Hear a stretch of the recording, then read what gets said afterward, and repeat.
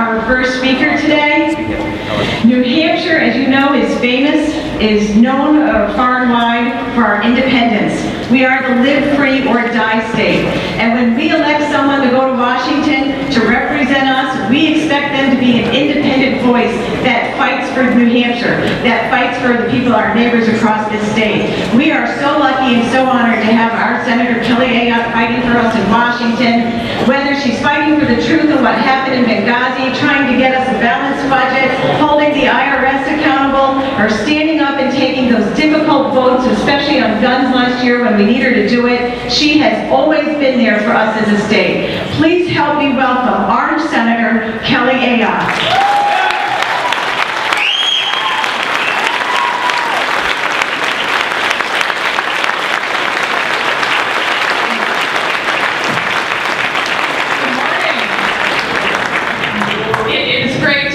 All of you today, and to see the enthusiasm in the room. We need this enthusiasm and to fill this room some more so that we can win some elections in November, okay?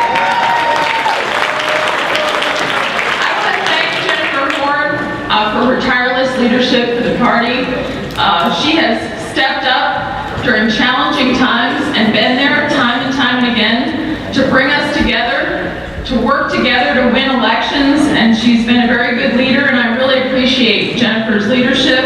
I also want to thank everyone who has served in the leadership of the party, the vice chair, as well as our committee, men and women, Juliana Bertrand, Steve Dupree, for your leadership and what you've also done to protect the First in the Nation primary. We really appreciate it.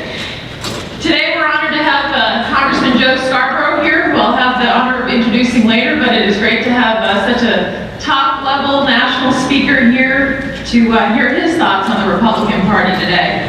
But what I want to talk to you about today is what I'm hearing, and I'm sure you're hearing the same thing, from the people of New Hampshire, and why it's so important that we win the elections this year.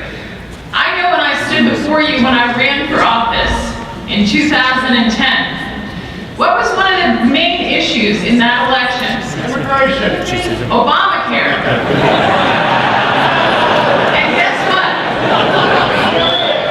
Guess what? Obamacare then still is, because as we went through to the 2012 elections, the president and his administration, through the delays, and they've continued to delay, of course, in violation of the Constitution with each executive order that he issues instead of coming to the Congress.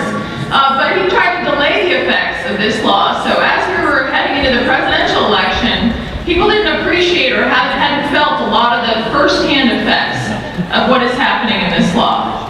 But let's talk about the effect of this law in New Hampshire. So I had a roundtable about a week ago with a group of business leaders in New Hampshire from all different businesses.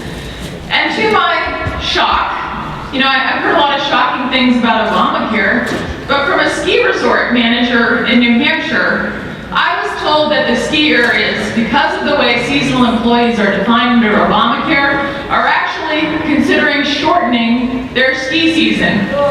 Can you imagine the state of New Hampshire, how important recreation is to our state, that a law would be passed in Washington that would actually cause us to have to reduce the length of the ski season? Ridiculous. But it goes much further than that. So I was over visiting a medical device company in Portsmouth, New Hampshire. Very exciting. This company, Novacure. They have developed treatment for a rare form of brain cancer, glioblastoma. And in fact, it's a treatment that has shown real results that people have lived in this devastating aggressive cancer for long periods when they thought they had no hope. In fact, my aunt died of this cancer, so this really hits home for me. And one of the ways that Obamacare was funded, of course, was a tax on medical devices. A 2.3% tax on revenue. And so it hits companies like Novacare particularly hard because they're a brand new company with a great idea on how to save lives. And they want to take this technology that they have created and take it beyond glioblastoma and take it into other forms forms of deadly cancers that take people's lives. But do you know what this 2.3% tax on medical devices does for a company like Novacure? Just over the period of 1 year, this coming year, they will have to pay over $1 million in taxes. They've never made a profit because it's on their revenue. And you know what they can do with that $1 million? 4 new trials on different forms of cancer, whether it's ovarian cancer, whether it's lung cancer, of using this technology to help save people's lives. And that puts it in perspective. It's not only the jobs we will lose because of this tax, it's not only the cost that it will increase on healthcare, which doesn't make sense, but this is a lost opportunity to make sure that people in this country have the best life-saving devices. And that really hits home when you think about the impact of this law. And then there's the people writing me. The families that are writing me that they're paying 29% more for their health insurance. The woman who wrote me and said that she lost her cancer doctor because only 10 of our hospitals have been excluded. And so many people have had their policy canceled, and then they've lost the physician or the hospital that they've had a long-term relationship. And these are real lives, real stories, and it brings home the impact of this law and how important it is that we repeal it.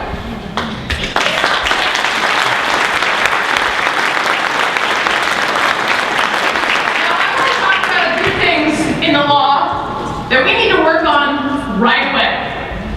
Number 1, the law redefines the 40-hour work week. So I think I've told this story before, but I keep hearing it time and time again. People coming up to me, grab me at the airport, grab me at the mall, grab me at the grocery store, and say, you know, both my sons had their hours cut, and they were told it was because of the Affordable Care Act. I've had other people coming up and writing me saying, my employer is going to cut my hours because it redefines the 40-hour work week. Even the very unions that supported this law have said this will destroy the 40-hour work week. So we need to restore the 40-hour work week. I'm sponsoring legislation to do that. It's a matter of common sense.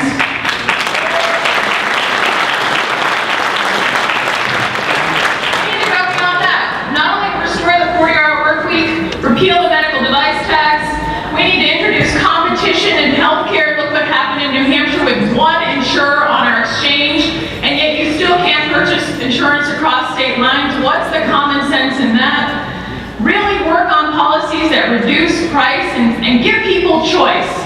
Their choice about the kind of policy that they want.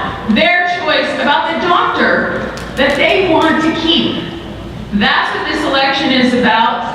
And Republicans, when we get elected, will be working on policies to increase competition, reduce prices, and make sure the choices stay in the people's hands, not in the bureaucracy in Washington, which is what is happening with Obamacare.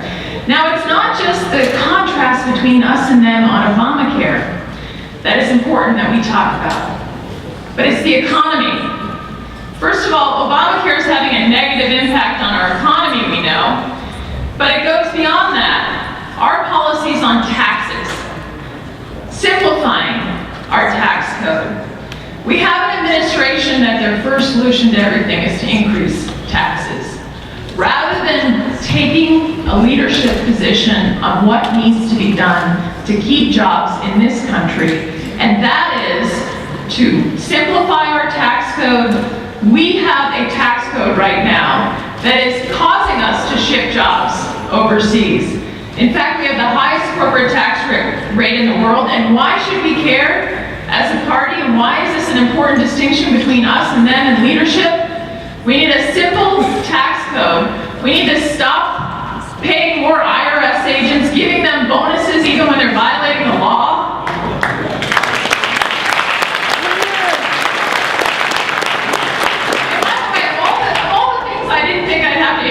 Washington. This week I introduced legislation to stop government agencies from giving bonuses to employees who haven't paid their taxes and who are the subject of disciplinary problems. You would think you would not have to introduce legislation for that common sense principle, but nevertheless I did week to make sure that we can bring some common sense to Washington. But why does it matter on the simplification of the tax code? So this week we've learned that some large companies like Pfizer and Walgreens are thinking of locating their headquarters overseas. So what does that mean? We haven't had an anemic economic growth. We've had no leadership from the president on this issue, and yet we're shipping jobs overseas because of the complicated nature of our tax code, because our taxes are too high, and we are putting ourselves in a position where we're going to continue to lose jobs, and Republicans need to be leaders on this, and this is a huge issue between us and them, so that we can keep jobs in this country and make a difference so people have good paying jobs. One final issue I wanted to talk to you about the economy, and then I can't help, I have to talk a little bit about foreign policy before I leave. Here's the other strong contrast between us and them. Energy. Energy. We have tremendous energy opportunities in this country. So we've seen, what do we want? We want people to have opportunity and good paying jobs in this country. Yet we have an administration who has put energy not only on the back burner, but it's gotten in the way and time and again delayed common sense projects like the Keystone Pipeline. We are in a position that if we can harness the energy of this country, think about issues like liquefied natural gas. Right now there are 24 pending applications for permits for export of liquefied natural gas. 13 have been pending for over a year, one has been pending for over 900 days. Can you imagine the jobs that can be created? Can you imagine the energy independence we can move toward if we develop our own energy resources? And by the way, can you imagine the message we can send to Russia if we become an exporter of natural gas? Think about the security of the world.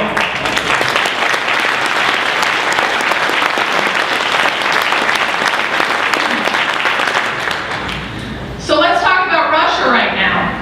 I brought this up before, but we have had, as we look around the world right now, our enemies are emboldened, our allies don't know if we will stand with them, and we need leadership, strong American leadership. When it comes to dealing with bullies like Vladimir Putin, our president has been completely ineffective. And so this issue very much matters as we head into this election. Why? When we have countries like Russia invading another country like Ukraine, and yet our president just issues some weak sanctions on him, that even in Russia, the markets have continued to go up. He keeps talking but does nothing. This threatens the very safety of the world. And we need strong American leadership, and Republicans can provide that leadership. On this issue, the elections matter. Now, yesterday, this week, I know that since when I've talked to you in the past, I've talked to you about this issue. I've taken a lot of heat, not outside, not in this room, but outside this room, about my pursuit of the truth of what happened in Benghazi.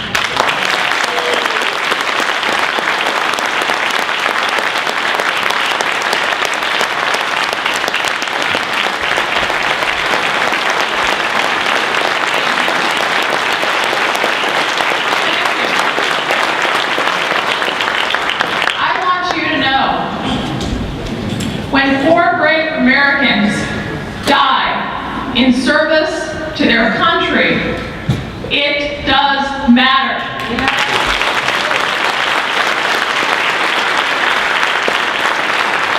And this week, we learned, how do we learn this? We learned from a Freedom of Information Act, from Judicial Watch, things that I believe I knew and felt from the beginning, but we have the proof of it right now. Where did the false story of the video come from? It came from the White House. And why?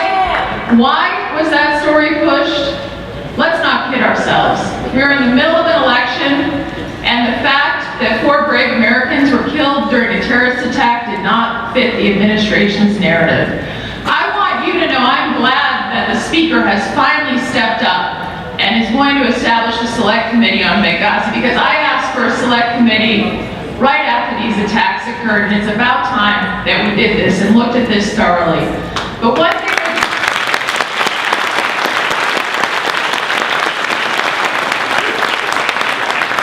thing we should never lose sight of, because I'm going to continue to push for the truth on this issue, that is, no one has been brought to justice yet. We need to focus on finding those who are responsible, and by the way, some of them are sitting in Libya, drinking coffee, giving interviews with CNN, and yet we have done nothing to pursue picking the terrorists who are responsible for this act up and bring them to justice.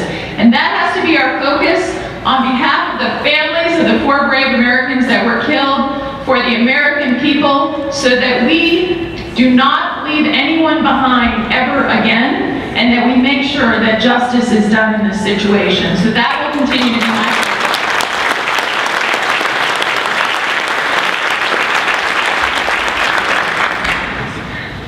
But we cannot have the power to pursue these issues in the way they need to be pursued for this country unless we win some elections.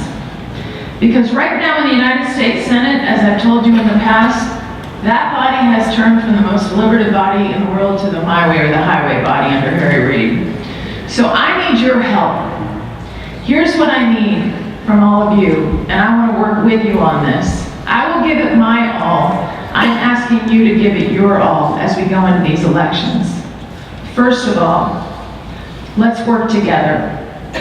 Let's stop focusing on the differences that we have with each other and start focusing on the stark differences we have with the Democrats. Because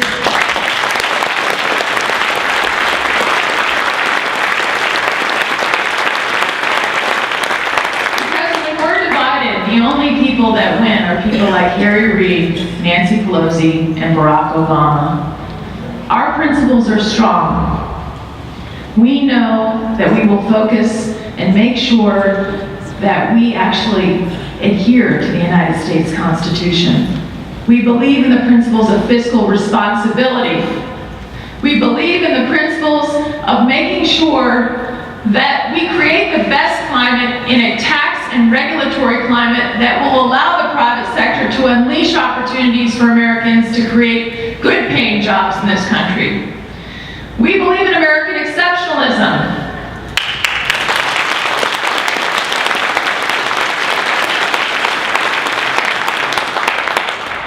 We cannot put those principles into action if we don't win some elections. So I am asking all of you here today to work with me. We have some great candidates who are running for elections in November. We're blessed to have some wonderful candidates running for statewide office, for the state offices, for local offices. We all need to work together to win these elections and to be unified in November so that we can govern and make a difference for this country. We are so blessed to live in this country, and I know that our Republican principles are strong when we are together. I will be with you. I will work with you, but I need your help. I can't come over that hill and not have an army behind me. You are the army that is going to make the difference in this election. So please, go out there and do everything you can. Hit the doors, hit the phones, talk to your friends and neighbors. If Governor Sununu were here, he'd say, talk, talk, talk. We have to do it again as we did in 2010, and we've got to do it even better in 2014. So thank you for having me today. Thank you for everything you do for our party. We are blessed to live in the greatest country on earth. May God bless you, and may God bless the United States of America.